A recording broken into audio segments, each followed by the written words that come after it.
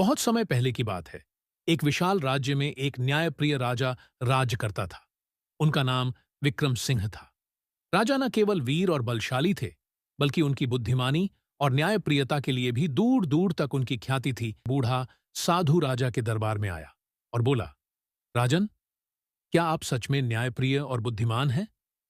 राजा ने मुस्कुराकर उत्तर दिया, मैं अपने धर्म का पालन करता हूं और न्याय के मार्ग पर चलता हूं।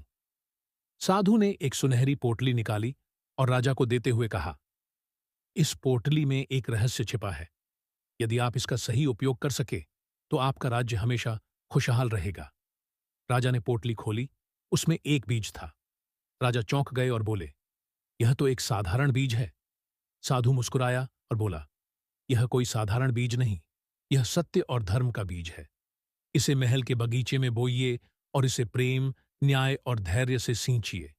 यदि आप इसमें लालच, क्रोध या असत्य का जल डालेंगे तो यह कभी नहीं उगेगा।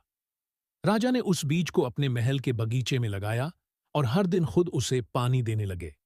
उन्होंने हमेशा सत्य और न्याय का पालन किया, प्रजा के सुख दुख में साथ दिया और किसी भी अन्याय को सहन नहीं किया।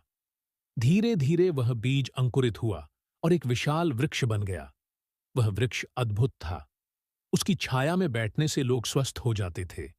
उसके फल अमृत जैसे थे और उसकी जड़ें धरती से असीम ऊर्जा खींचती थीं। राजा समझ गए कि यह वृक्ष उनकी न्यायप्रियता और सच्चाई का प्रतीक था। राजा विक्रम सिंह का राज्य वर्षों तक सुखी और संपन्न रहा। उन्होंने कभी अन्याय को बढ़ावा नहीं दिया और हमेशा अपनी प्रजा की भलाई के लिए कार्य किए।